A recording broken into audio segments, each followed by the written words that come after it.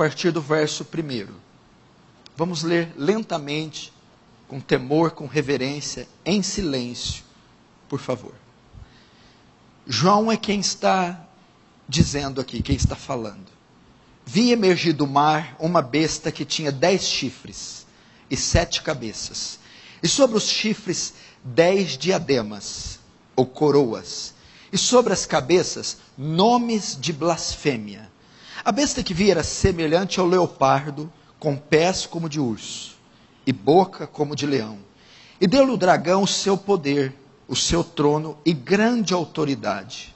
Então vi uma das suas cabeças como golpeada de morte, mas essa ferida mortal foi curada. E toda a terra se maravilhou seguindo a besta, e adoraram o dragão, porque deu a sua autoridade à besta. Também adoraram a besta, dizendo: quem é semelhante à besta? Quem pode pelejar contra ela? Foi-lhe dada uma boca que proferia arrogâncias e blasfêmias, e autoridade para agir 42 meses. E abriu a boca em blasfêmias contra Deus para lhe difamar o nome, e difamar o tabernáculo, a saber, os que habitam no céu. Foi-lhe dado também que pelejasse contra os santos e os vencesse. Deu-se ainda autoridade sobre cada tribo, povo, língua e nação.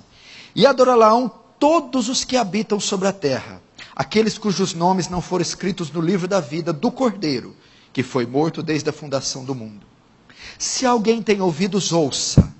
Se alguém leva para cativeiro vai. Se alguém matar a espada, necessário é que seja morto a espada. Aqui está a perseverança e a fidelidade dos santos. Vi ainda outra besta emergir da terra, possuía 2 chifres, parecendo cordeiro, mas falava como dragão. Exerce toda a autoridade da primeira besta na sua presença. Faz com que a terra e os seus habitantes adorem a primeira besta, cuja ferida mortal foi curada. Também opera grandes sinais, de maneira que até fogo do céu faz descer a terra diante dos homens. Seduz os que habitam sobre a terra, por causa dos sinais que lhe foi dado executar diante da besta, dizendo aos que habitam sobre a terra, que façam uma imagem à besta, aquela que ferida a espada sobreviveu. E lhe foi dado comunicar fôlego à imagem da besta, para que não só a imagem falasse, como ainda fizesse morrer quantos não adorassem a imagem da besta. A todos os pequenos e os grandes, os ricos e os pobres, os livres e os escravos, faz com que lhes seja dada certa marca sobre a mão direita ou sobre a fronte, para que ninguém possa comprar ou vender, senão aquele que tem a marca, o nome da besta, ou o número do seu nome. Aqui está a sabedoria. Aquele que tem entendimento, calcule o número da besta, pois é número de homem. Ora, esse número é 666. Deixa aberto aí, não feche. Vamos orar. Arruma esse microfone aí, por favor. Pai Santo, diante do seu trono nós nos colocamos, cônscios da sua onisciência, cônscios da sua onipresença, cônscios, sabendo que o Senhor tem assistido o seu povo. Ajuda-nos na difícil interpretação desse texto. E mais ainda, Senhor, ajuda-nos, ser propício a nós, para suportarmos tudo aquilo que está destinado ao seu povo passar. Um grande período de sofrimento e perseguição está por vir. Um momento que em nenhum outro tempo da história a igreja viveu ou passou. Deus, sê conosco. Ajuda-nos e seremos ajudados. Salva-nos e seremos salvos. Quebranta-nos e seremos quebrantados. Oh Deus, traz temor nesse local. Santa reverência. E dilata, abre o nosso entendimento para compreendermos a profundidade da revelação bíblica. Mais que isso, abre o nosso coração para que sejamos sensíveis aos fatos que estão prestes a acontecer e que envolve toda a igreja de Cristo. Faz teu reino avançar, Senhor. Receba a glória para si e nos conforme a imagem do seu Filho. Em nome de Jesus. Amém. Queridos, preste muita atenção.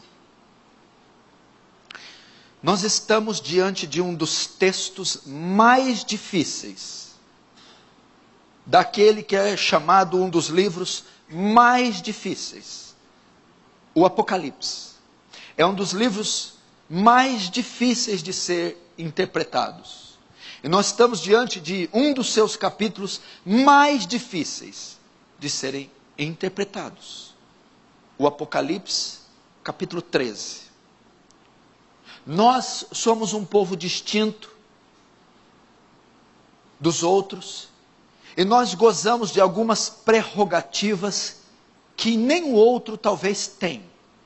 Nós, quando abrimos este livro, nós temos, através das suas informações, a capacidade de antever o futuro, a capacidade de prever o futuro. Isso já poderia ser para você por demais empolgante. Isso já poderia fazer você estremecer todo o seu corpo, os seus joelhos e cair prostrado. Porque quando abrimos esse livro, podemos dar uma espiada no futuro e ver o que vai acontecer.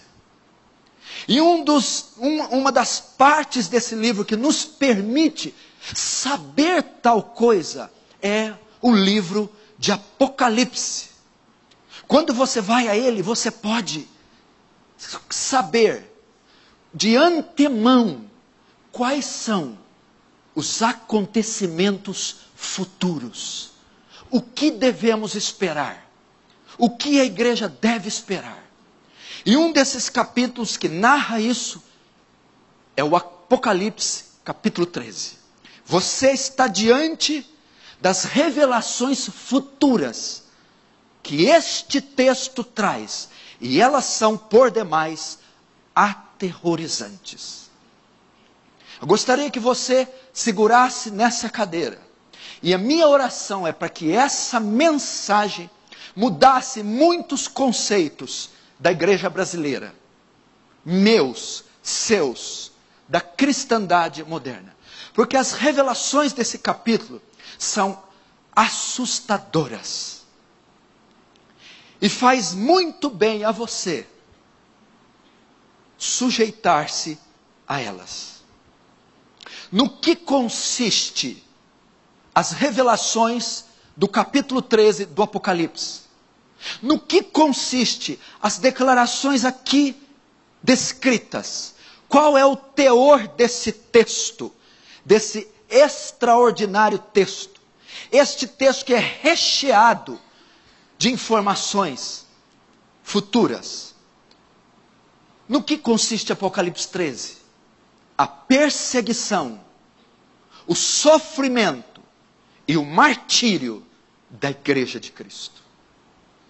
A perseguição, o sofrimento, a morte e o martírio dos santos da igreja, causados pelo anticristo, pela besta, pelo dragão. Nisso consiste esse capítulo. Talvez você já leu ele muitas vezes. Talvez você já leu muitos livros a respeito de Apocalipse 13. E já assistiu centenas de pregações de Apocalipse 13. E a maioria delas sempre dá ênfase no anticristo, ênfase na besta, ênfase no falso profeta e principalmente ênfase na marca da besta, o 666. Mas esta não é a ênfase do capítulo. Talvez você nunca viu alguém pregar e dar ênfase no que realmente o capítulo reporta. A ênfase é a perseguição ferrenha que no último tempo será desencadeada contra a igreja de Cristo, liderada pelo seu antagonista, pelo seu algoz, o anticristo. É nisso que consiste. O anticristo promoverá a mais temível de todas as perseguições religiosas jamais vista. O anticristo, em comparação com todos os homens maus da história, ele, em comparação com todos os homens maus, ou melhor, todos os homens maus, em comparação com o anticristo, parecerão crianças.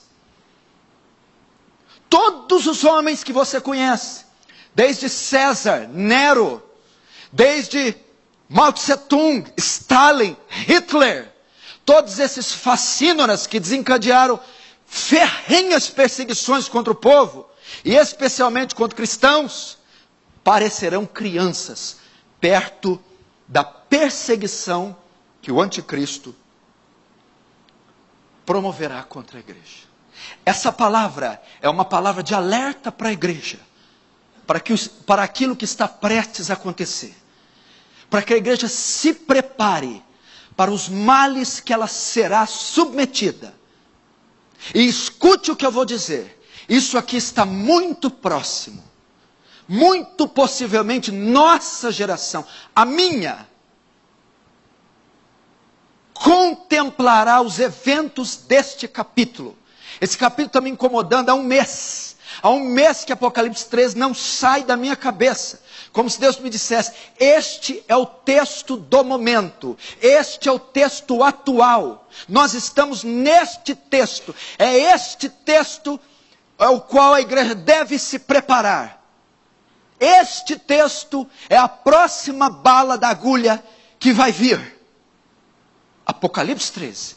Está sendo montado um cenário mundial, está sendo arquitetado, orquestrado, um cenário mundial para hostilizar a igreja, perseguir a igreja, expulsá-la do cenário social e martirizar a igreja.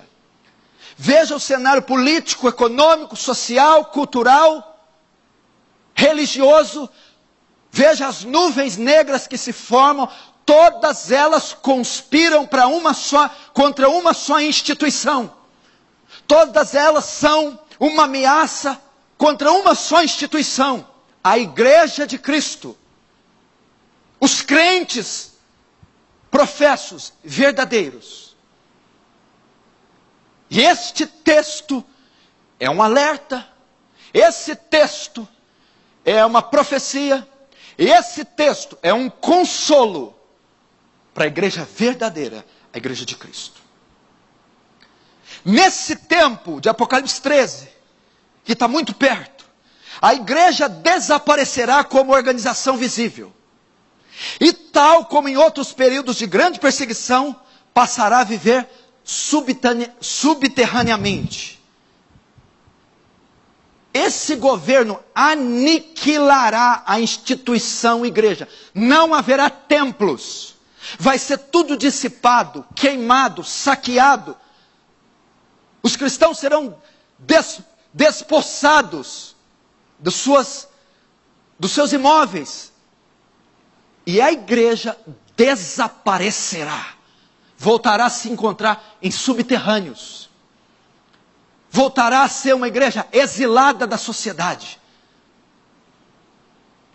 Esse 13º capítulo é uma convocação aos santos, eu e você, a igreja, para que se preparem para as perseguições, injustiça e para o martírio. Pois quando os aliados de Satanás subirem ao poder, o martírio se tornará algo comum àqueles que perseverarem em seu testemunho de Jesus. Apocalipse 13 é uma convocação para que a igreja se prepare para sofrer o martírio, para sofrer perseguição. Eu disse a você, a vinda do Paul Washer aqui foi providencial. Ele veio para tratar do Evangelho, mas nas conversas pessoais com ele, falamos muito de Apocalipse. Muito de Apocalipse. E ele crê piamente que nós já estamos vivendo no cenário do fim. Apocalipse 13 traz essa ideia de treinarmos nossas famílias, treinarmos nossos filhos, treinarmos nossas esposas, treinarmos nossas igrejas, porque o cenário está sendo montado, só se você for cego. Eu não preciso de ver o anticristo escatológico, o anticristo último, para saber que eu serei perseguido. Isso já está aí nos canais de comunicação, isso já está aí sendo aprovado, sancionado. A igreja desaparecerá como organização visível. E tal como em outros períodos de grande perseguição, ela passará a viver subitamente, subterraneamente. Esse 13º capítulo de Apocalipse é uma convocação aos santos para se prepararem para o martírio. Como entendemos o capítulo 13 de Apocalipse? Como nós entendemos esse capítulo?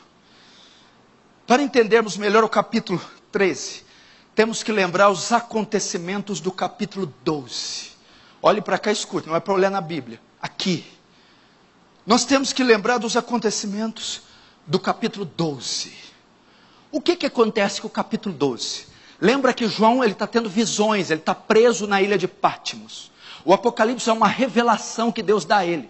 João é arrebatado em espírito e ele vê todos esses acontecimentos e ele escreve o que Deus está dando a ele. No capítulo 12, ele tem a visão de uma mulher, muito bem vestida, com uma coroa de 12 estrelas. E o sol e a lua debaixo dos seus pés. Ele vê uma linda visão. De repente ele olha para outro lado do céu. De um lado ele vê essa mulher linda. Do outro ele vê um dragão vermelho, com 7 cabeças e 10 chifres. E o dragão desce e fica diante da mulher que está grávida, com dores de parto prestes a dar luz. O dragão fica diante da mulher, esperando ela dar luz para tragar o menino. Essa é a visão do 12. Quem é a mulher? A mulher. A mulher bem vestida, com coroa de 12 estrelas. Essa mulher, a interpretação para essa mulher está em Gênesis capítulo 3 e Gênesis 37. Essa mulher é a nação de Israel. É a igreja do Antigo Testamento. Por quê? Quando Eva cai, preste atenção, quando Eva peca com o pecado original, ali começa a perseguição. Gênesis 3, verso 15. Deus lança a maldição sobre o homem, sobre Eva e sobre a serpente. A serpente tenta Eva para que Eva toque do fruto. Deus descobre e amaldiçoa a terra. E diz para a serpente: serpente, eu colocarei inimizade entre você e a mulher, entre a sua descendência e você. Tu lhe ferirá o calcanhar, e esta lhe ferirá a cabeça. Dali começa a perseguição do dragão contra a semente da mulher. Quem seria a semente da mulher? A nação de Israel, o povo judeu, da onde nasceria o Messias. Então Satanás, durante todo o Antigo Testamento, começa a desencadear uma perseguição ferrenha contra o povo judeu, para impedir que o Messias, Jesus, nasça na terra.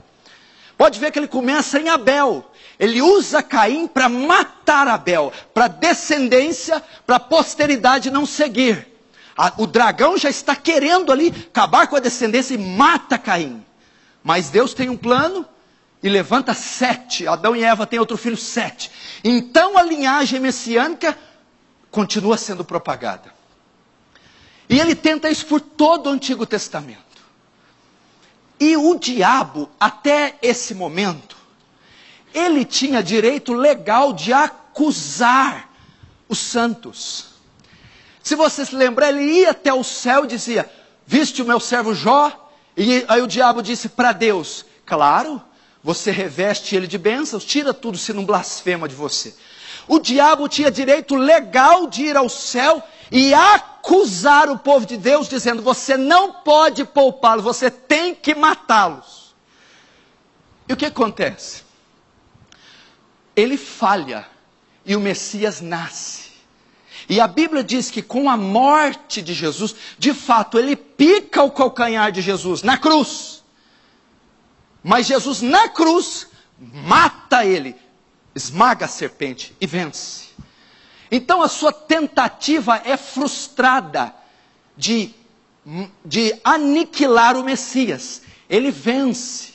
A Bíblia diz, presta atenção, que na cruz Jesus triunfou em si mesmo e despojou principados e potestades e os expôs publicamente. Até a cruz o diabo tinha autoridade e legitimidade para acusar os santos do Antigo Testamento, pois os pecados deles não estavam pagos. Eles de fato teriam que ser condenados. Mas na cruz ele despoja o diabo. É um termo romano. Quando haviam lutas, o exército que vencia o oponente despojava o exército derrotado da armadura. Ou seja, tirava a armadura dele. Cinto, sandálias, capacete, espada. E depois desfilava com eles em praça, montava no cavalo, amarrava o pescoço dele todos em uma corrente e desfilava com os derrotados sem armadura na praça. Na cruz, Jesus despojou o diabo do seu poder, tirou dele a sua autoridade de acusar. Por quê? Porque agora ele pagou pelo pecado de todos os santos do Antigo Testamento, da igreja do Antigo Testamento. Ele despojou. Ou seja, o diabo fracassou em perseguir a igreja do Antigo Testamento. Fracassou em devorar a semente da mulher, o Messias.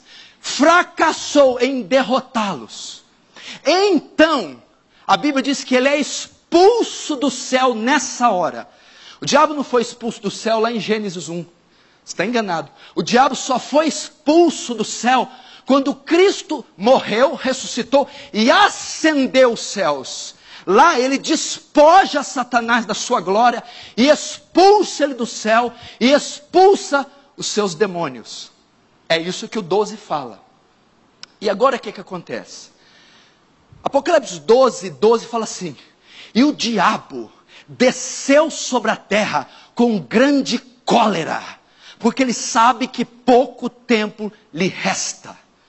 Presta atenção. Agora, não podendo mais acusar os santos do Antigo Testamento, agora não podendo ir mais a Deus apontando o pecado deles, agora derrotado por Cristo, agora que uma vez que o pecado está pago, uma vez que está consumado, ele então não tem mais poder algum contra a igreja do Antigo Testamento, nem com os santos.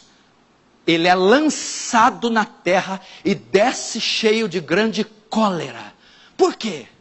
Porque ele está irritadíssimo pelas suas tentativas frustradas durante o período da história de destruir Israel, de destruir os descendentes do Messias, de impedir que o Messias venha. Foram tentativas frustradas. E agora, expulso do céu, só lhe resta a terra. O diabo não está no céu, o diabo não está no inferno. O lugar que o diabo se encontra hoje é na terra. Ele está na terra, o lugar dele é a terra. E o versículo que vai fazer transição para o capítulo 13 é o último versículo do Apocalipse. Vamos ler ele. O último versículo do 12, Apocalipse 12, verso 17. Olha só, Apocalipse 12, 17. Irou-se o dragão contra a mulher, e foi pelejar contra os restantes da sua descendência, os que guardam os mandamentos de Deus e têm o testemunho de Jesus, e se pôs sobre a areia do mar. 17, ok? Olhe para cá.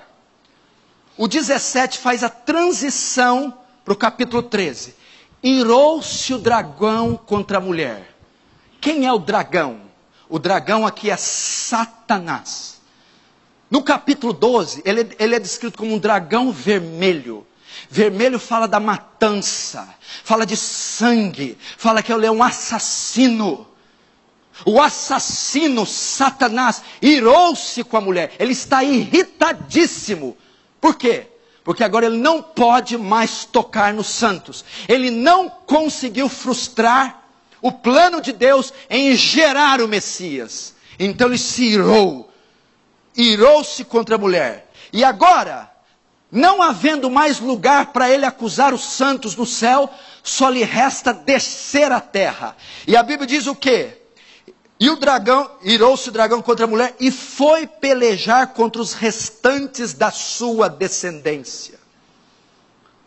Agora ele foi pelejar, lutar, perseguir os restantes da sua descendência. Quem são os descendentes da mulher? Vamos ver o final do capítulo. Os que guardam os mandamentos de Deus e têm o testemunho de Jesus. Os que guardam os mandamentos de Deus e têm o testemunho de Jesus. A igreja.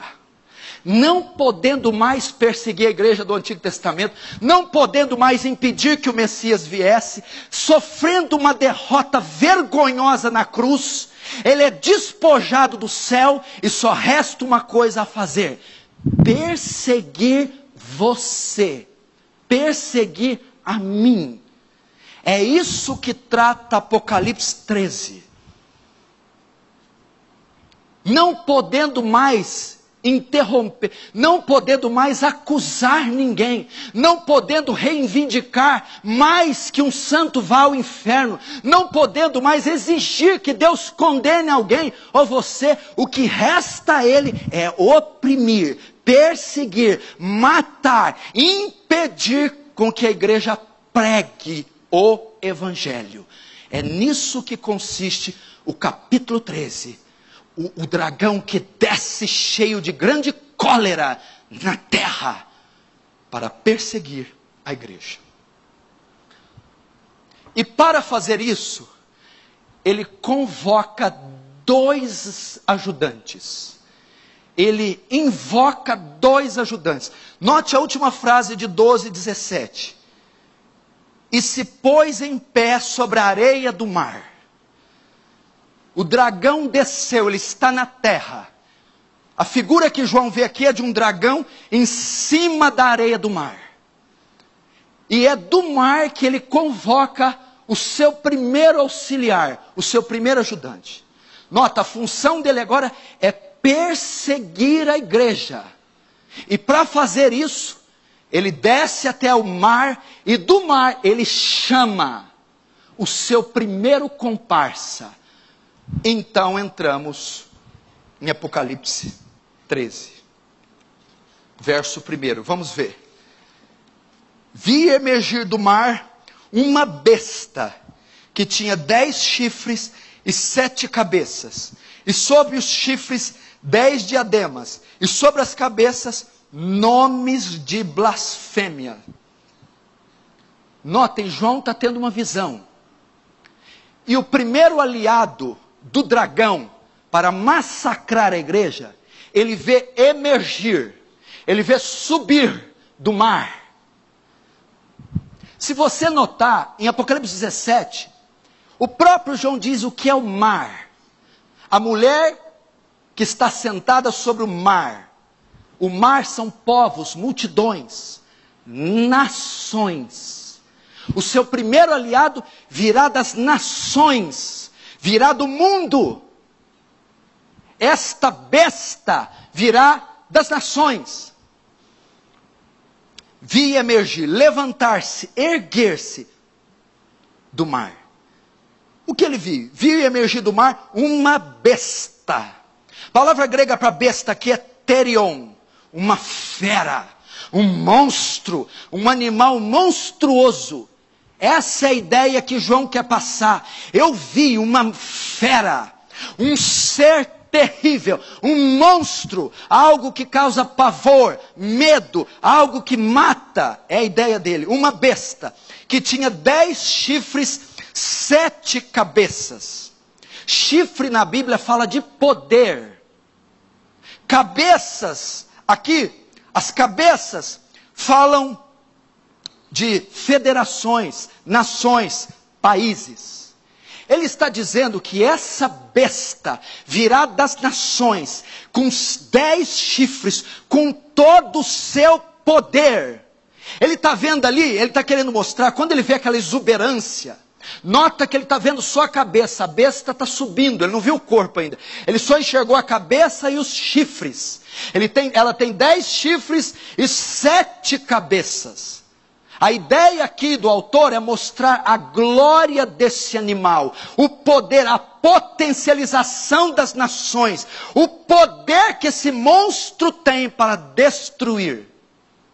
Chifre fala de poder, cabeças fala da potencialização dos governos. Governos confederados, nações confederadas com todo o seu poder. E a Bíblia diz, e nomes de blasfêmias estarão escritos sobre as cabeças. Nomes de blasfêmias.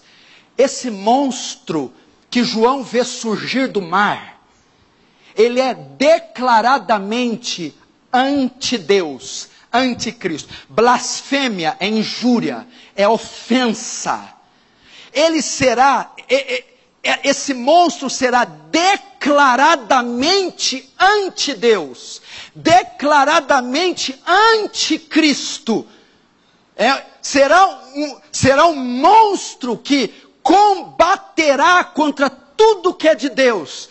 É como se ele tivesse um slogan, um epíteto carregado com ele. Fora tudo que é de Deus. Ele declarará oposição a Deus, a fé cristã e a sua palavra. Esse é o monstro. É isso que quer dizer o que ele está vendo. O monstro besta surge das nações. Tem 10 chifres, poder, 7 cabeças, nações confederadas, nomes de blasfêmias, ante Deus. Ele está nos mostrando a glória desse monstro. Agora João começa a ver o restante do corpo. Ele está saindo do mar, a besta. Agora vê o restante da forma dessa besta. Verso 2. A besta que vi era semelhante a leopardo, com pés como de urso, e boca como de leão. E deu-lhe o dragão o seu poder, o seu trono e grande autoridade. Veja que animal terrível que ele está vendo. Primeiro a cabeça, 7 cabeças, 10 chifres e nomes de blasfêmias. Agora ele vê o corpo do animal. Ele vê 3 tipos de animais no mesmo monstro. A besta que vi, o monstro que vi, parecia com leopardo, tinha pés de ursos e boca como de leão. Como identificar isso? O que João está querendo dizer com o monstro desse? Por que ele se parece com o leopardo? Por que ele tem pés de urso? E por que ele tem a boca de leão? A chave interpretativa de Apocalipse 13. É importante você saber que Apocalipse foi escrito de forma alegórica, não é literal. Quando você vê monstros, espadas, dragões, não são dragões literais, espadas literais. É alegórico isso aqui. E a chave para interpretar o Apocalipse é o Antigo Testamento. No Antigo Testamento existem passagens que dão luz ao Apocalipse. E para interpretar o Apocalipse 13, a passagem mais adequada é Daniel capítulo 7. Eu vou ler para você aqui. Daniel, ele tem a mesma visão. Presta atenção. João está vendo a besta, o monstro. Esse monstro tem pé de urso, boca de leão e parece com o leopardo. Daniel também tem uma visão. E no capítulo 7, escuta. Falou Daniel e disse, eu estava olhando durante a minha visão da noite, e eis que os 4 ventos do céu agitavam o grande mar. Opa, mar. Da onde saiu a besta de João? Do mar. O grande mar. 4 animais grandes, diferentes uns dos outros, subiam do mar. Daniel vê animais subindo do mar, da mesma maneira que João vê a besta subindo do mar. Como eram os animais que Daniel viu? Verso 4. O primeiro animal era como leão, e tinha asas de águia. Enquanto eu olhava, foram arrancadas as asas. Foi levantando da terra e posto em 2 pés como homem, e foi-lhe dada mente de homem. Verso 5. Ele vai ver o segundo animal. Continua olhando, e eis que o segundo animal era semelhante ao urso, o qual se levantou sobre um dos seus lados. Na boca, entre os dentes, trazia 3 costelas. Ele dizia: levanta-te e devora muita carne. O segundo animal. Agora o terceiro, verso 6. Depois disso, continua olhando. Eis aqui outro animal semelhante ao leopardo. E tinha nas costas 4 asas de aves. Tinha também este animal 4 cabeças. E foi-lhe dado domínio. Verso 7, agora o quarto animal. Depois disso, eu, Daniel, continuava olhando nas visões da noite, e eis o quarto animal, terrível, espantoso e sobremodo forte, o qual tinha grandes dentes de ferro. Ele devorava e fazia em pedaços, e pisava aos pés o que sobrava. Era diferente de todos os animais que apareceram antes dele, e tinha 10 chifres. Notou a semelhança? Daniel vê 4 animais. Ele vê um urso, ele vê um leão, ele vê um leopardo, e o último não é identificado. Só tem 10 chifres. Daniel vê os 4, João vê os 4 mesmos animais de Daniel, só que em um só. Ele vê o corpo de leopardo, com a boca de leão, pés de ursos, e vê os 10 chifres do último animal ferrenho. O que são esses animais que Daniel vê? Para nós sabermos quem é a besta. Que animais são esses? No decorrer da história, nós sabemos que Daniel estava tendo uma visão profética de reinos que viriam. A visão do primeiro animal que Daniel vê, o primeiro animal, o leão, é o Império Babilônico, que esmaga, dilacera, que assassina seus oponentes. O segundo que Daniel vê é um urso, é o Império Medo-Persa, forte, poderoso. O terceiro animal, o leopardo, veloz, é o Império Grego-Macedônio, o Império de Alexandre o Grande. E o quarto animal terrível, com dentes de ferro, é o Império Romano. Os 4 animais que Daniel vê são 4 impérios poderosos que durante o período do Antigo Testamento perseguiram e oprimiram o povo judeu, a igreja do Antigo Testamento. São impérios. Agora, quando João vê essa besta com as 4 características dos animais de Daniel, o que João está vendo? Todos os impérios potencializados em um só. O greco, macedônio, babilônico, medo-persa e o romano, no mesmo governo. A besta do Apocalipse que João vê é um sistema militar, um sistema político, um sistema econômico mundial. Como foi o babilônio, como foi o medo-persa, como foi o grego e como foi o Império Romano. Talvez o Império Romano, a mistura dos outros 3, porque foi o império de mais abrangência, de mais poder, mais ferrenho. A besta do Apocalipse, que vem das nações, é uma organização mundial, é um governo totalitário mundial, é poder político associado a poder econômico, a poder militar. E são esses sistemas, são esses impérios que se opõem à igreja, são esses impérios que implantam as suas leis, que ferem a igreja, que ofendem a igreja. Você precisa aprender isso. a convergência de um só império. Qual um dos impérios da época? Notem, para quem João está escrevendo? João, não se esqueça que ele está destinando a carta para os crentes da época. Como era o pano de fundo da época? O grande animal, a grande besta da época, era o Império Romano.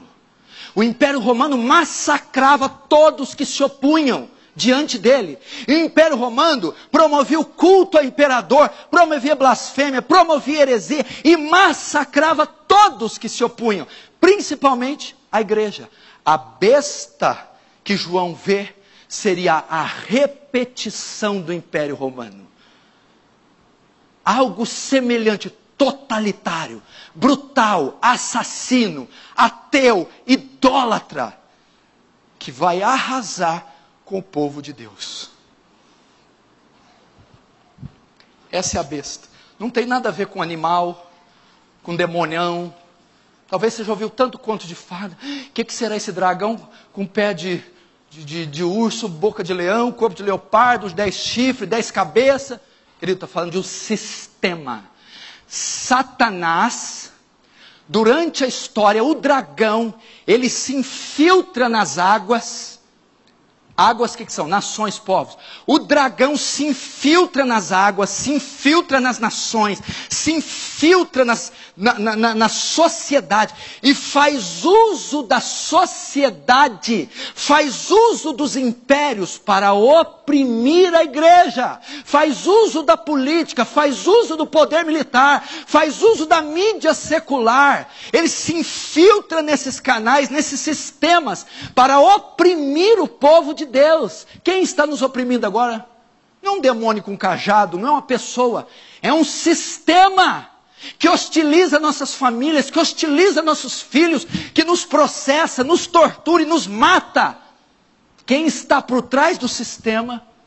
Satanás. Esta é a besta que João vê subindo do mar. A união de todos os impérios, um governo totalitário, o mais poderoso e de maior alcance de todos os tempos, que virá no final. Verso 3, vamos lá. Então, vi uma de suas cabeças como golpeada de morte, mas essa ferida mortal foi curada, e toda a terra se maravilhou segundo a besta. Até aí. Agora entra em cena o anticristo. Notem, agora vai aparecer o anticristo. O verso 3 fala que uma de suas cabeças, quantas cabeças? Tinha 7 cabeças. Uma das cabeças da besta é ferida, golpeada de morte, mas é curada, volta à vida, e toda a terra se maravilha após a besta.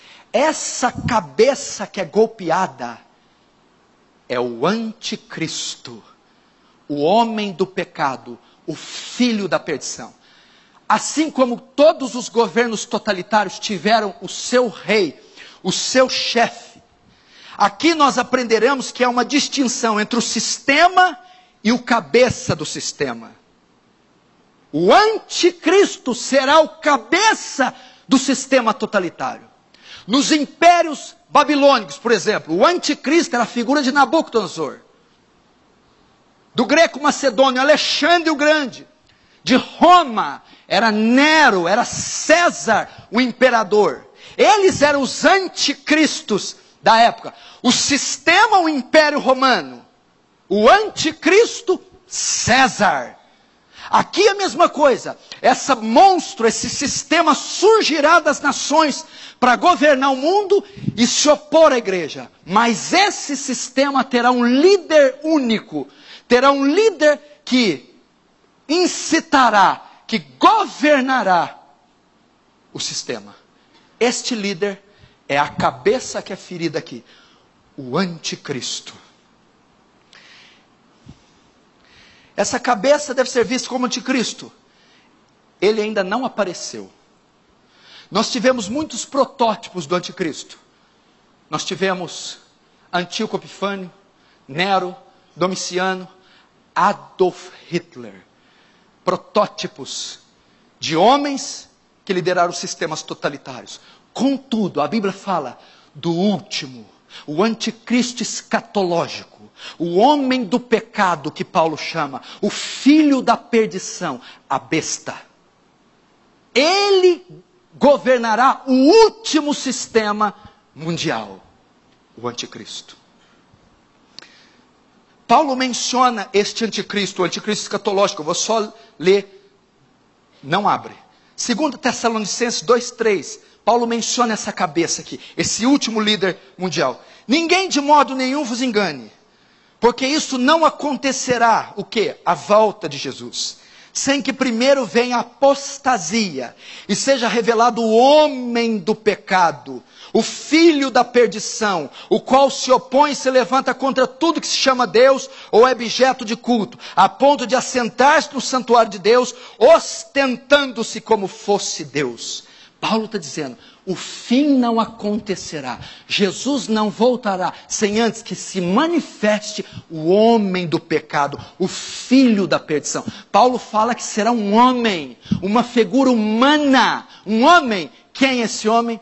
O anticristo. Paulo está a ensinar que Cristo não voltará sem que manifeste o último anticristo. Paulo então fala do advento, da aparição de um homem. Este homem é chamado anticristo. E Paulo prossegue, verso 7. Com efeito, o mistério da iniquidade já opera. O sistema já opera.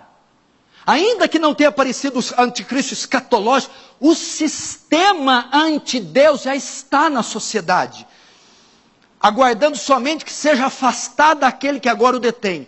Então será de fato revelado o iníquo. O que é isso? Então, quando aquilo que o detém, tem algo que detém a vinda do anticristo ainda. Quando isso que detém for retirado, então será revelado o iníquo. Ele ascende ao poder, ele aparece. A quem o Senhor matará com o sopro da sua boca e destruirá pela manifestação da sua vinda. O que é o que detém ainda? O anticristo. Há muitas especulações para isso.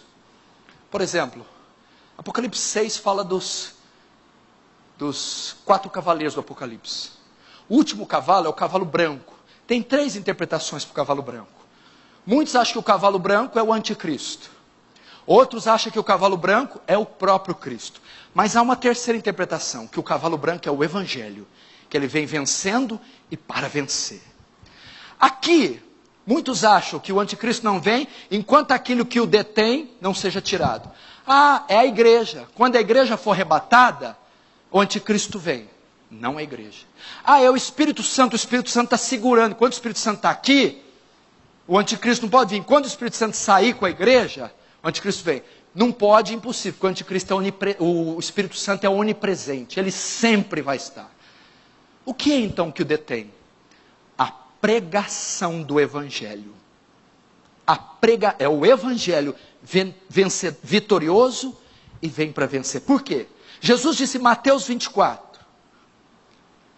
E este Evangelho será pregado em todas as nações. Então virá o fim.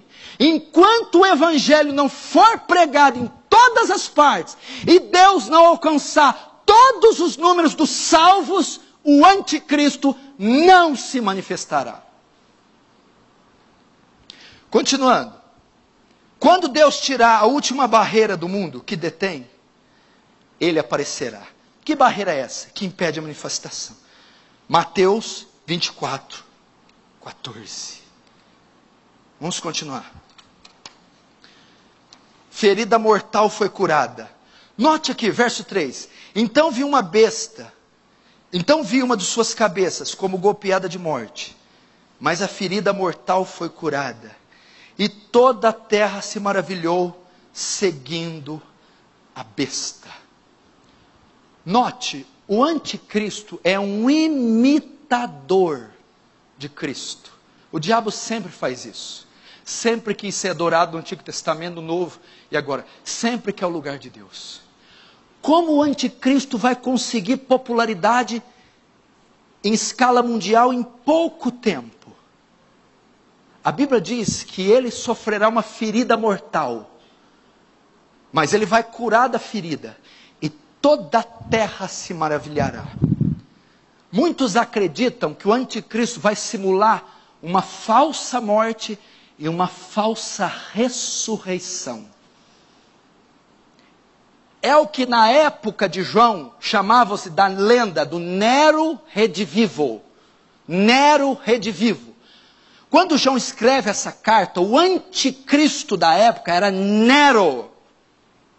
Então, Nero foi morto em 68 da era cristã. Quando Nero morre, que era um assassino, um homem vil, outro imperador pior do que ele ascende ao poder, Domiciano. Eles falam que Domiciano era um segundo Nero, era um Nero redivivo, o Nero que ressuscitou. O anticristo, não sei se o sistema será refreado e depois retornará, pode ser uma tradução. Mas a tradução que mais parece fazer uma paródia do Messias é que para conseguir adoração global e mundial em curtíssimo espaço de tempo, quando o anticristo estiver no poder, ele será morto, mas ressuscitará, fazendo uma imitação da morte e ressurreição de Cristo. Então, a terra, as nações, os governos se maravilharão com este ato. E aí prossegue o verso 4, olha o que eles vão dizer. E adorarão o dragão, porque deu a sua autoridade à besta. Também adorarão a besta, dizendo: quem é semelhante à besta? Quem pode pelejar contra ela?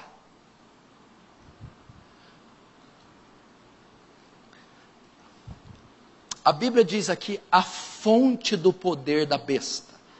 O sistema está implantado e tem o seu chefe, o anticristo.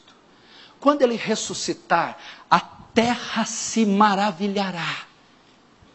Mas ele fará isso com o poder do dragão. E deu-lhe o dragão poder, autoridade e o seu trono. O que é isso? O dragão é Satanás. Satanás vai investir de poder o anticristo. O anticristo, parodiando Cristo, Cristo veio pelo poder do Espírito Santo, ressuscitado pelo Espírito Santo. A besta virá pelo poder de Satanás, ressuscitado por Satanás e com a autoridade de Satanás. É debaixo do poder do diabo que o anticristo operará. E a Bíblia diz que, olha só, e adoraram o dragão. Notem que primeiro fala aqui, verso 4, e adoraram o dragão porque deu autoridade à besta. Também adoraram a besta. A Bíblia fala que adoraram primeiro o dragão, depois adoraram a besta. Querido, as condições humanas vão estar em níveis tão baixos, a depravação do homem vai estar em tempo tão terrível, que as pessoas adorarão deliberadamente a Satanás nesse tempo. A Bíblia diz, e adoraram, e os povos adoraram o dragão, adoraram a Satanás. O anticristo promoverá um culto em que ele mesmo será adorado. Esse culto será tão maligno, intenso, feito com tanto zelo e por tantas pessoas, que fará com que o comunismo pareça santo. Deus, quando permite que a maldade do homem e do mundo chegue ao nível máximo, ele destrói. Foi o caso dos antediluvianos de Noé, Sodoma e Gomorra. Nesse tempo, a maldade do homem, a depravação vai chegar num nível tão grande, que eles aqui não adorarão alguém camuflado. Adorarão o diabo conscientes, deliberadamente. Estarão tão obstinados em seus prazeres, tão cegos, que adorarão o dragão. E consequentemente, a besta.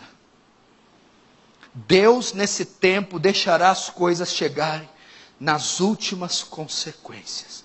E depois enviará o seu juízo, as taças da ira. Isso já está acontecendo. Pode ver que Deus em toda a época refreia o mal, refreia a depravação do homem. Mas parece agora que Deus está tirando as suas mãos para chegar nesse ponto. Verso 5 ainda, senão não vamos acabar. Foi-lhe dado uma boca que proferia arrogâncias e blasfêmias, e autoridade para agir 42 meses. E abriu a boca em blasfêmias contra Deus, para lhe difamar o nome, difamar o tabernáculo, a saber, os que habitam no céu. Até aí. Foi-lhe dado uma boca que proferia arrogâncias e blasfêmias.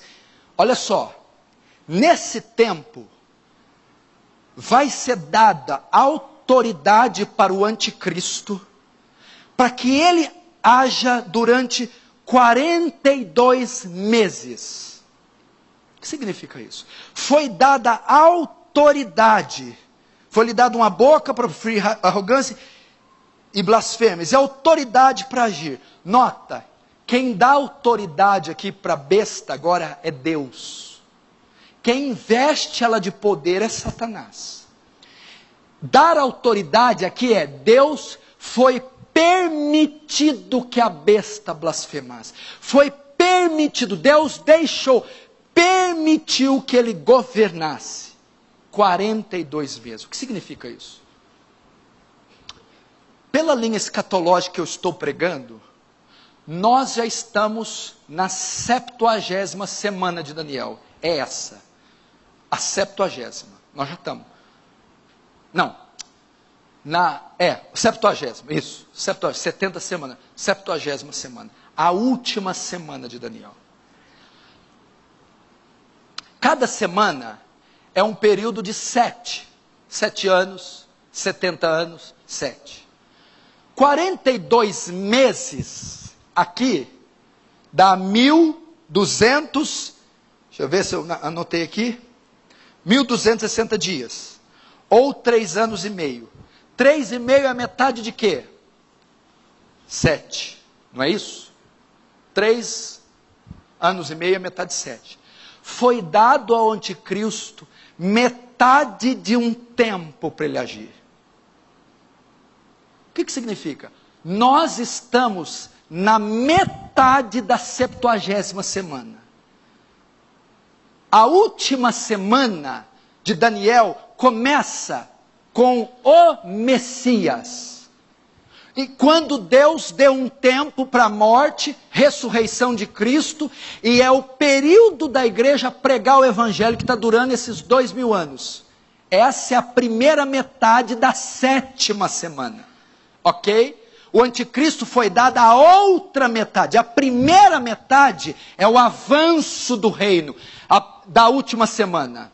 Nós estamos na primeira metade da última semana. Cada semana tem 7 anos, vamos colocar. Os primeiros 3 anos e meio foram dados depois que Cristo ressuscitou para o avanço do evangelho, a pregação do evangelho, o avanço do reino. Então eu e você estamos na metade da última semana de Daniel. Nos primeiros 3 anos e meio, que são alegóricos, que estão dando esses 2000 anos. O anticristo vai entrar no poder na última metade da última semana de Daniel.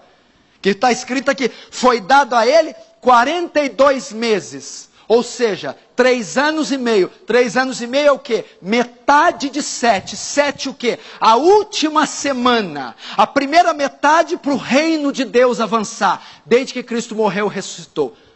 O anticristo entra no poder na última metade da última semana. 42 meses. Os 3 anos e meio finais. Foi o tempo que foi dado para ele agir. Uai, então vamos fazer as contas.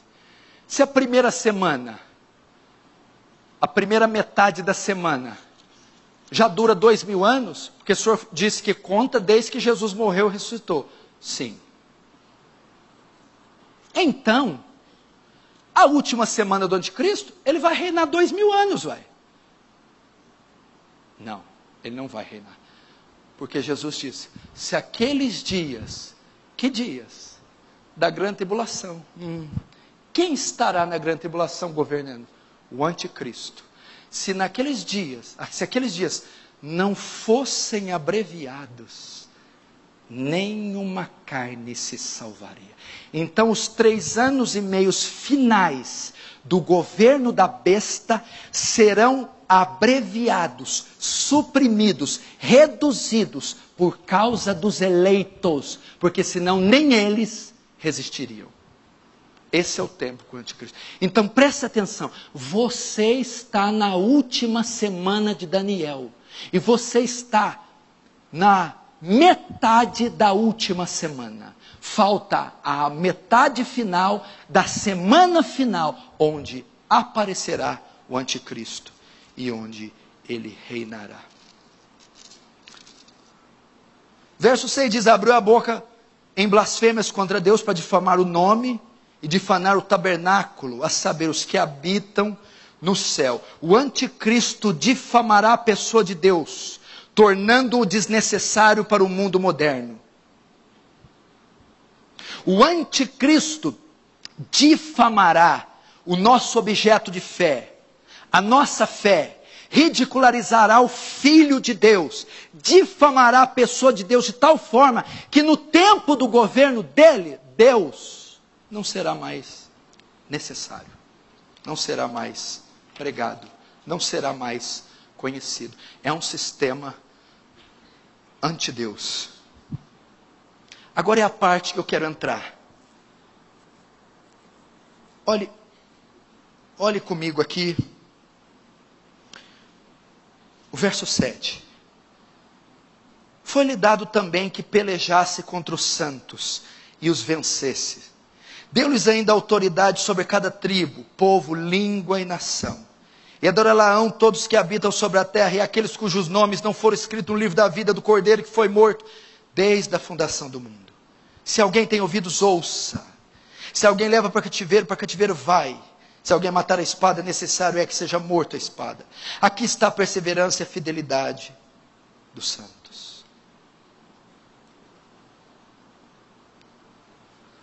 Tudo o que eu preguei até agora, presta atenção.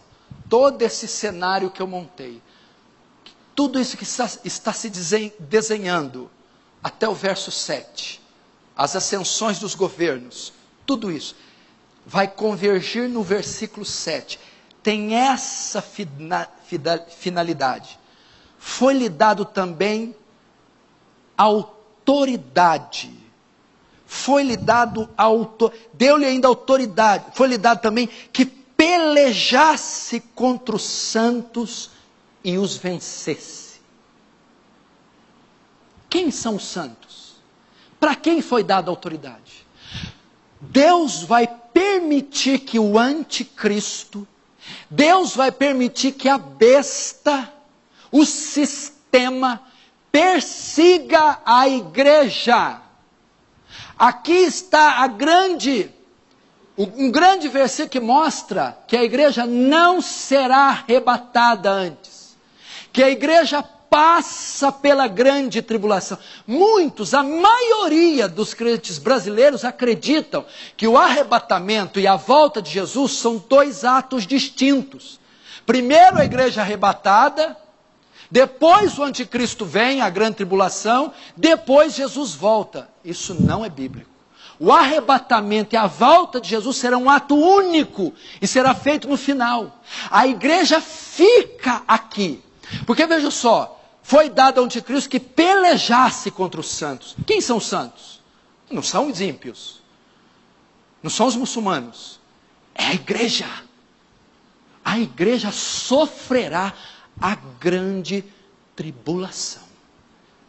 Será um tempo tão intenso de perseguição e tão terrível, que se eu e você não nos prepararmos, será quase que insuportável. Nesse período final, a igreja estará aqui.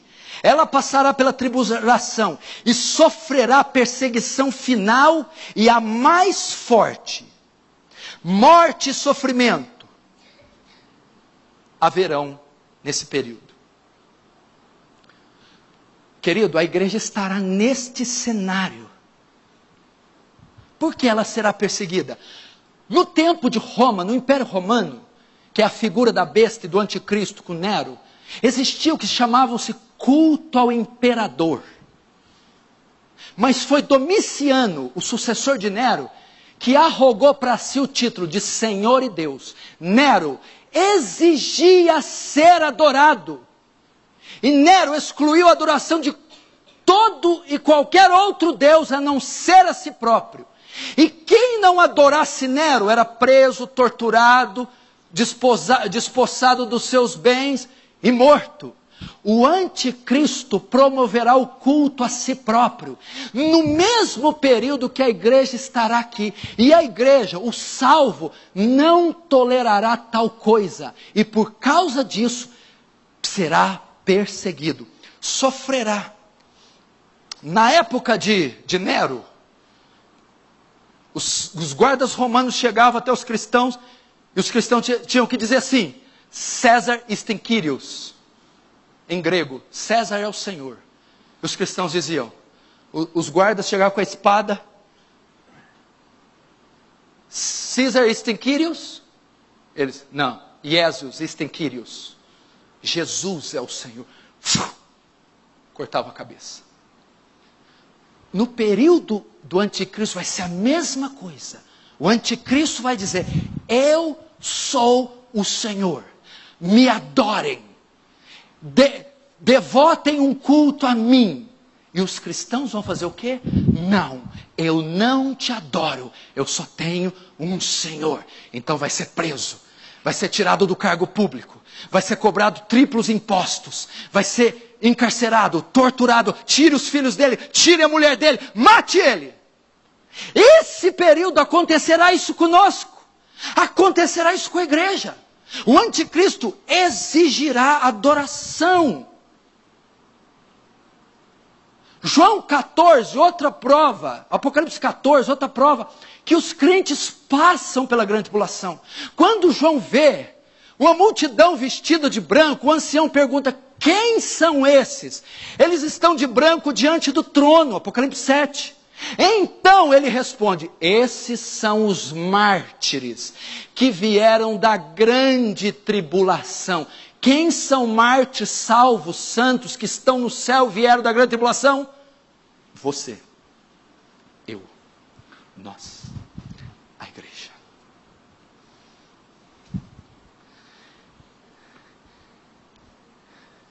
Verso 8, adorarão todos que habitam sobre a terra, aqueles cujos nomes não foram escritos no livro da vida. Enquanto os santos são perseguidos, sofrem mortos, o mundo adora a besta. Olha só, o verso 8 vai mostrar um reconhecimento global da sua autoridade, daquela cabeça da besta, o anticristo. Quem são os que adoram a besta? Aqueles cujos nomes não foram escritos no livro da vida. Ímpios, a falsa religião, os falsos crentes. Isso mostra que os santos não adoraram a besta, pois têm seus nomes escritos no livro da vida, não receberão a marca. Nesse tempo eles provarão que não adoram a besta, nem possuem a sua marca. Como eles provarão? Verso 9. Se alguém tem ouvidos, ouça. Se alguém leva para cativeiro vai. Se alguém matar a espada, necessário que seja morta a espada. Aqui está a perseverança e a fidelidade dos santos. Sabe o que João está nos mandando dizer? Como nós vamos mostrar que os nossos nomes estão escritos no livro da vida e adoramos o Senhor? E não adoramos a besta, cujo nome não está escrito no livro da vida. É que nós não negaremos ao Senhor, não adoraremos a besta. E quando via a perseguição, olha o que o texto diz. Se alguém leva para cativeiro vai. Se forem pegar você, prender você, torturar você, vai para o cativeiro. Não resista. Se alguém matar a espada, é necessário que seja morto a espada. O que ele está dizendo aqui? Não levantem nenhuma rebelião contra o sistema. Não se oponham ao sistema. suportem a perseguição. Se forem para a forca, vão para a forca. Se for para o fuzilamento, vão para o fuzilamento. Se for para o cárcere, vai para o cárcere. Porque aqui está a perseverança. É ali que vai diferenciar aqueles que fizerem resistência ao governo da besta, que se rebelarem contra ela, pegarem armas, tentarem se revoltar, mostrarão que os seus nomes não estão escritos no livro da vida. Porque esse tempo não será um tempo ruim só para a igreja. A terra inteira será dominada por uma onda de pavor. Alemães eram perseguidos por Hitler. Russos eram perseguidos por Stalin. Soviéticos também. Aqui está a perseverança. Quando ele fala no 9, se alguém tem ouvidos, ouça. O que ele está querendo dizer isso? Com isso, deem atenção a essa parte. Que parte? Sofram. Sofram. Não resistam. Não revidem, quer dizer. Não revidem, meus irmãos. Essa parte é que nós temos que nos preparar. Isso aqui já está acontecendo. Pode ser que esse homem já esteja vivo. Pode ser que esse homem já esteja na terra. Pode ser que o sistema já esteja tudo pronto para se unir e se confederar. Pode ser que estejamos a passos de tudo isso. E o que devemos fazer como tudo isso acontecer? Isso aqui é o miolo do capítulo. Foi dada à besta autoridade para que pelejasse contra os santos. Mas não está dizendo só que pelejasse. Está dizendo assim, foi dada autoridade que pelejasse contra os santos e os vencesse. Eles serão mortos. Eles serão perseguidos. A figura aqui, nós podemos trazer a réplica do Império Romano. Quando César ascende ao poder, Nero, e o sistema implantado, Roma, o que aconteceu com os cristãos? Por não negarem a fé, por não confessar César como Senhor, eles eram tirados dos seus cargos públicos. Eles perdiam seus empregos. Eles tinham que pagar pesados impostos. Eles iam para a cadeia. Eles passavam fome, perdiam suas propriedades, perdiam seus terrenos. Eles iam se refugiar em campos, em vilarejos, iam se reunir em subterrâneos. Quando o anticristo entrar no poder, aquele que não aceitar o seu sinal nem sua marca, será perseguido, perderá o emprego, não conseguirá comprar nem vender, sofrerá. Será um tempo, disse Jesus, de tão grande tribulação, que nem o outro tempo jamais viu ou nem se verá. Veja só, vamos chegar lá. Tenha um pouquinho de paciência, que é muito grande o texto. Verso 11. Vi ainda outra besta emergir da terra, possuía 2 chifres, parecendo o cordeiro, mas falava como o dragão. Exerce toda a autoridade da primeira besta na sua presença. Faz com que a terra e seus habitantes adorem a primeira besta, cuja ferida mortal foi curada. Também opera grandes sinais, de maneira que até fogo do céu faz descer a terra diante dos homens. Seduz os que habitam sobre a terra por causa dos sinais que ela é dado a executar diante da besta, dizendo aos que habitam sobre a terra que façam uma imagem da besta, aquela que foi ferida à espada e sobreviveu. Até aí. Agora João vê outra besta. Tem 2 bestas aqui. A primeira besta emerge do mar. A segunda besta emerge da terra. Quem é a segunda besta? A segunda besta só tem 2 chifres. E tem pele de cordeiro. Mas fala como dragão. Se a primeira besta é sistema político e religioso, sistema político e militar, a segunda besta é o sistema religioso.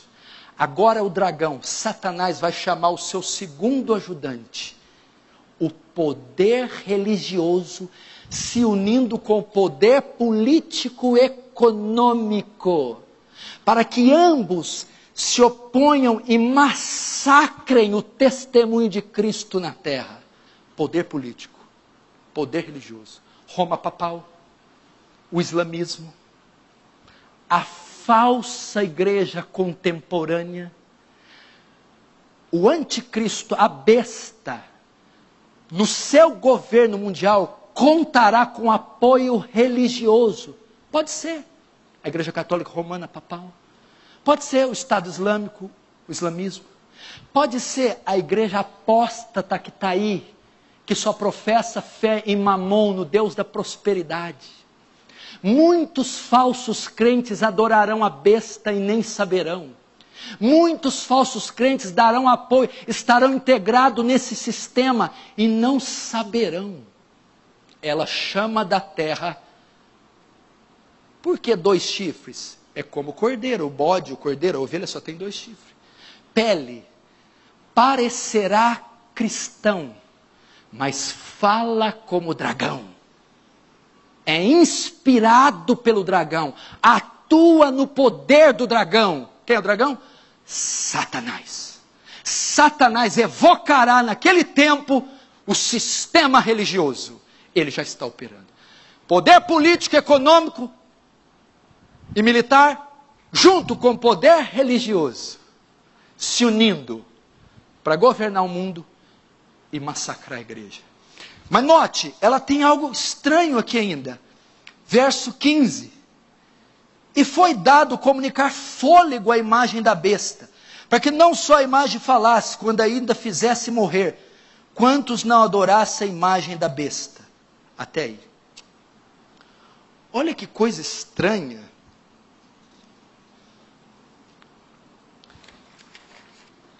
O anticristo, no período do seu governo, ordenará que se faça uma imagem dele.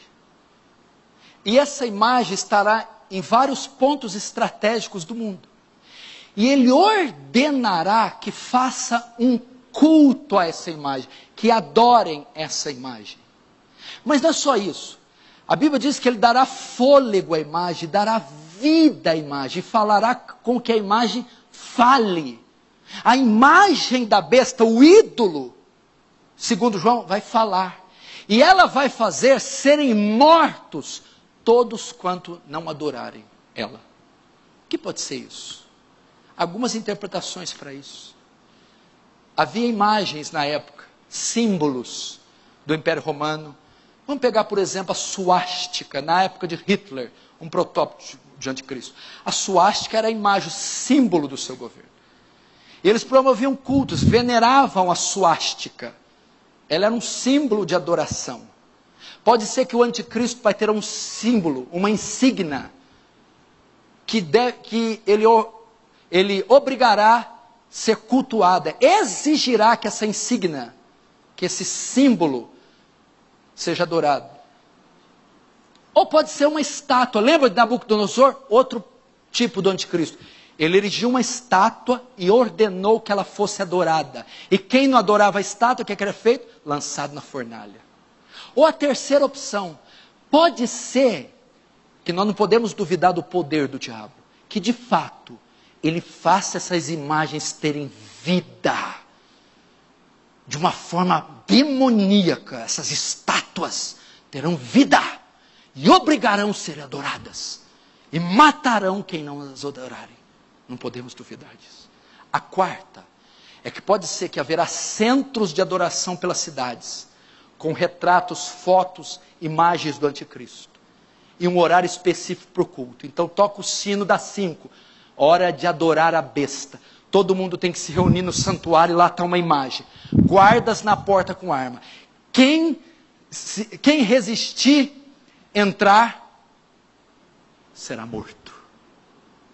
Será um sistema de adoração mundial. O anticristo será tomado de ira insana. Satanás está tomado de ira insana, obstinado para ter adoração própria.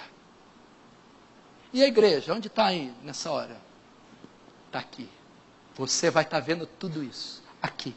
Fresquinho. Aqui. Você não poderá entrar nesses centros. Você será obrigado a entrar nesses centros. Você será perseguido. Mas não tem só a imagem, tem outra coisa do governo. Aí eu já acabo. Verso 16. E a todos os pequenos e os grandes, e os ricos e os pobres, os livres e os escravos, fez que lhes seja dada certa marca sobre a mão direita, ou sobre a fronte, para que ninguém possa comprar ou vender, senão aquele que tem a marca, ou o nome da besta, ou o número do seu nome. É nesse momento que o anticristo, ele implanta a sua marca. Todos que fizerem parte do sistema da besta, terão que ter a marca do sistema. Todos que estiverem debaixo do governo do anticristo, terão que ter a marca do anticristo. Qual é a marca? 666, a marca da besta. Todos serão marcados com esse sinal. E sem a marca da besta, ninguém pode comprar ou vender, comer nem beber. O que é a marca da besta?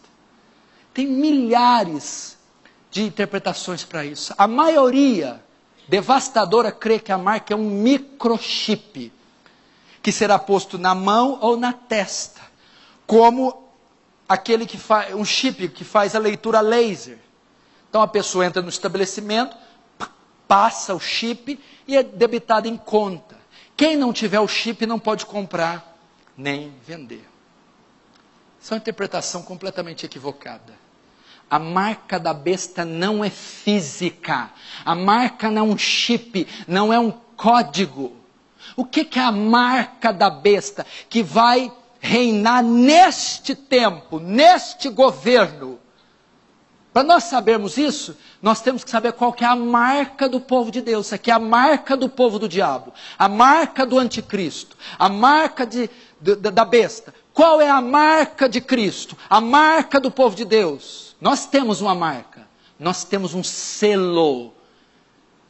A marca da besta é invisível. A marca do crente é o Espírito Santo, o selo, a mente transformada.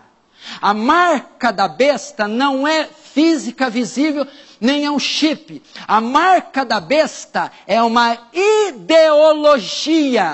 A marca da besta está nas consciências. Como eu sei, 2 Coríntios 2, 2 Coríntios 4 em diante, diz assim: embora vivendo na carne, não militamos segundo a carne, porque as armas da nossa milícia não são carnais, mas poderosas em Deus para destruir fortalezas, e todos os sofismas que se levantam, e toda altivez que se levanta contra o conhecimento de Deus. A palavra ali, fortaleza, sofisma, altivez.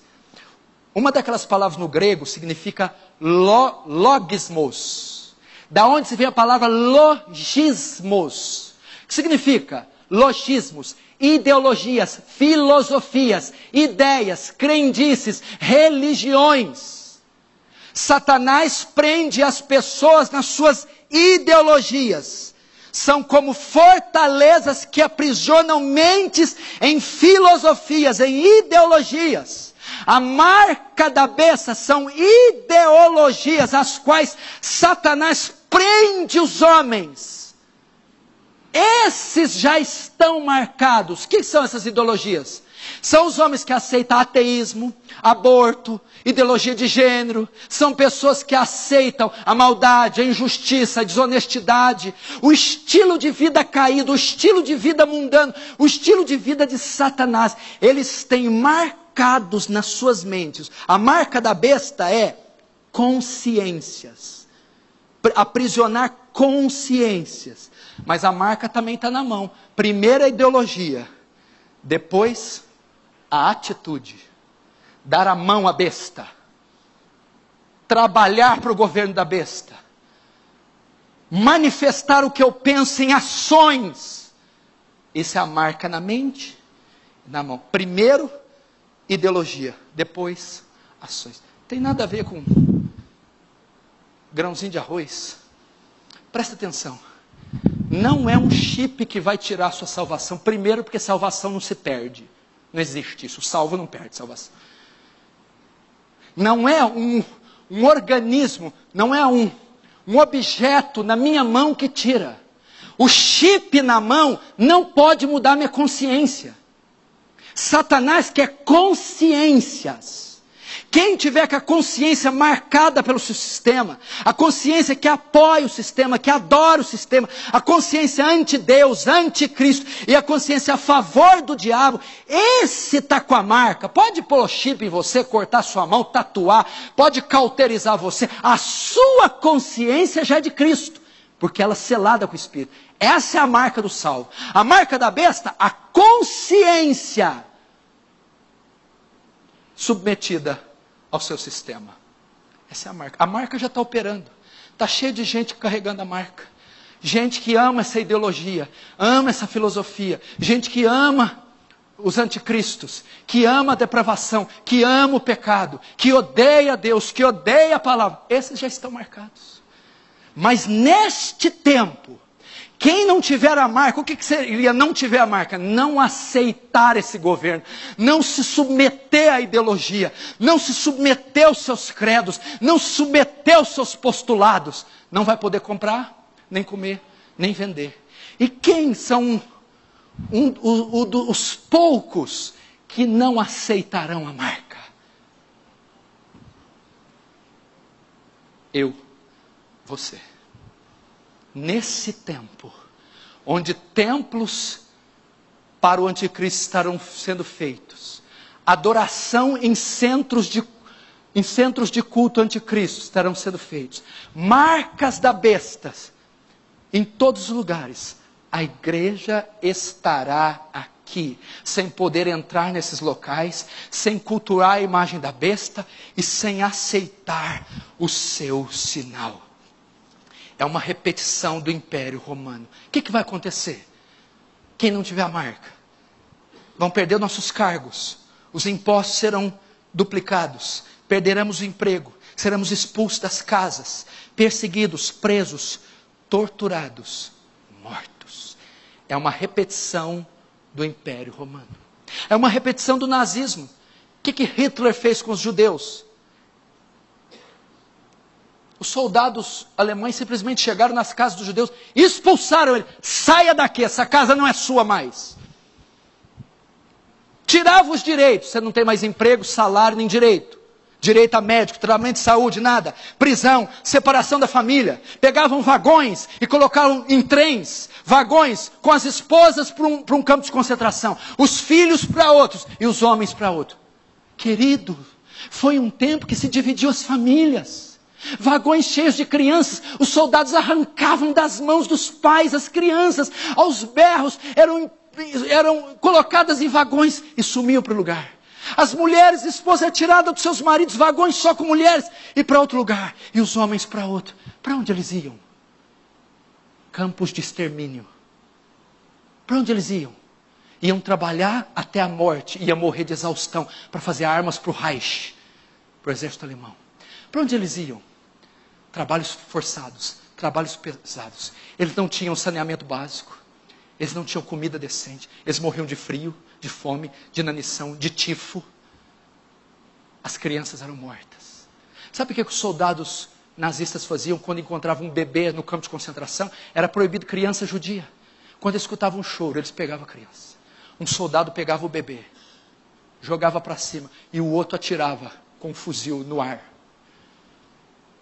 Câmaras de gás eram usadas para matar pessoas. Valas eram feitas para fuzilar pessoas.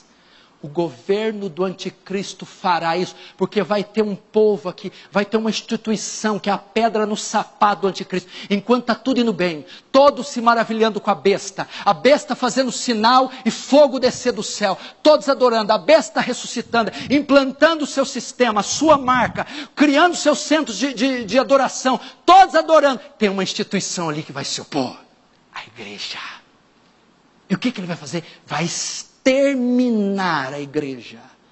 Vai ter, querido, é um tempo que nós não teremos emprego, não teremos tratamento médico, não teremos assistência hospitalar, não teremos casa, não teremos comida. Eles nos expulsaram dos nossos imóveis. Vai voltar a época da igreja subterrânea, pessoas se escondendo em bueiros. indo para campos, para montes, para cavernas, ficando refugiados. Este tempo está chegando. É a grande tribulação. Pastor, eu não creio que a igreja passa a tribulação. A tribulação é juízo. Não. A palavra tribulação é teste, prova. Não tem por que Deus provar os ímpios. Provação é só crente que passa. As taças da ira são para os ímpios. As taças da ira sobre a besta, o falso profeta e o anticristo. A grande tribulação é para a igreja. Mas o que é a grande tribulação? A grande tribulação, ela será liderada pelo anticristo e o falso profeta. Poder militar, poder político, poder religioso, sendo guiado por um ditador fascínora que tem só um objetivo: matar o povo de Deus. Onde nós estaremos? Onde você estará? O que você estará fazendo? Quem está pregando isso aqui? Quem está divertindo a igreja disso aqui? Agora eu digo uma coisa para você. Qual é a palavra que Apocalipse 13 traz? Escute. Aqui está a perseverança dos santos. Irmãos, treine a sua família para esses dias. Paul Washer está treinando os filhos, está treinando a esposa. Treine seus filhos. Eles não terão um exemplar da Bíblia. Todas as Bíblias serão tomadas, incendiadas. Não haverá cultos. Vão ter que fazer suas reuniões em calabouços, em porões e subterrâneos. Se você não leu a Bíblia agora, não é naquele tempo que você vai ler. Richard Humbert, quando foi preso pelo comunismo, ficou 14 anos preso. Ele não tinha uma Bíblia. Ele ficou 14 anos sem pegar uma Bíblia. Sabe o que ele fazia? Ficava recitando os versículos que ele decorou, para ele não esquecer. Tudo que ele tinha era a palavra que ele tinha decorado. Se você não lê Bíblia hoje, você não vai ler naqueles dias. Se você não ora hoje, não vai orar naqueles dias. Sabe o que vai acontecer? Aqui, o joio vai ser separado do trigo. O crente morno, fraco, o falso crente, não tem condição de suportar tal coisa. É só a igreja verdadeira. É só o salvo. Só o crente cheio do Espírito. Sabe o que vai acontecer aqui? Quando chegar o anticristo com as armas, Caesar istem Kyrios. Você vai dizer, Caesar istem Kyrios. Você não vai ter condição de dizer, Jesus istem Kyrios. Jesus é o Senhor. É hora de se preparar. Jesus disse, não ajuntei tesouros na terra, onde o ladrão rouba, escava, ferrugem, corrói. Ajuntei tesouros no céu.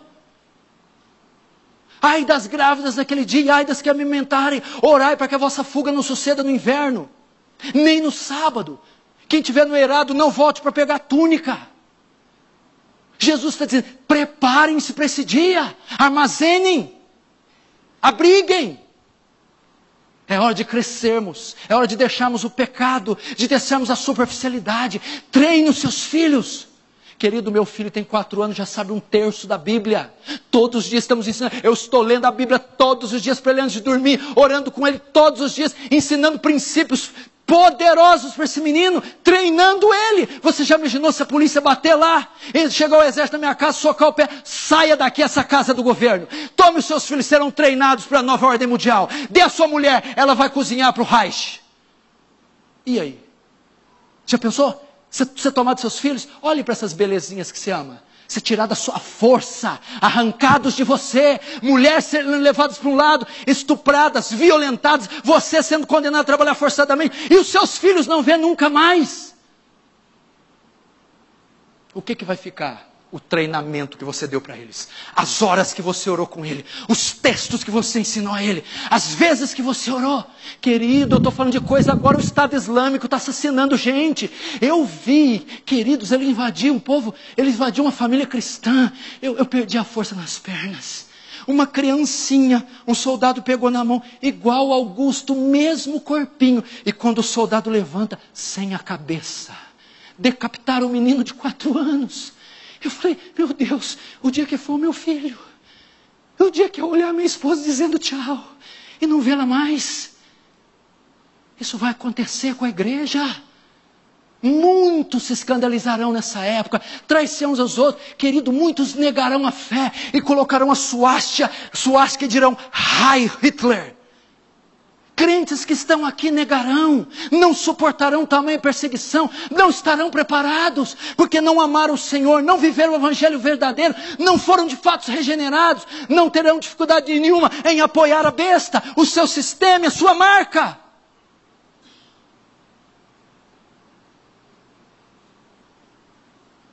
Como você está preparando seus filhos, sua esposa, o seu lar? Domingo passado o José Bento falou comigo. Olha a sacada, o insight que ele teve. Depois que eu preguei essa mesma mensagem do domingo passado. Aí ele não focou na mensagem.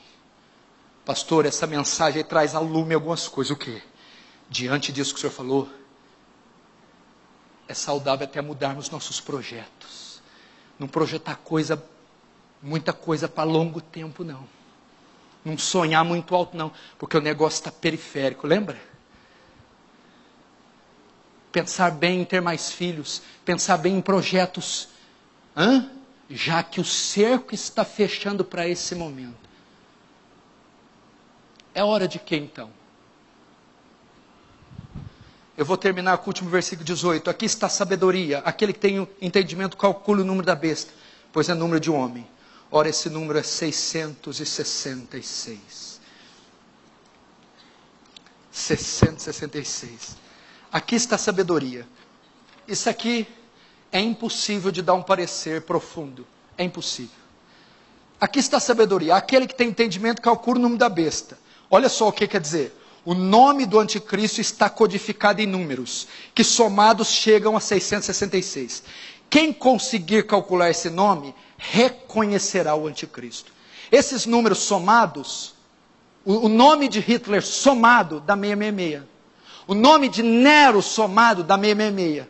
Ou seja, se você tem sabedoria e consegue calcular o número da besta, você identifica o anticristo.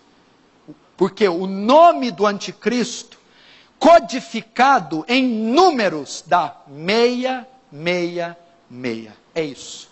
João provavelmente está usando gematria, que é transformar as letras em números, que chega no 666. Então é mais ou menos isso.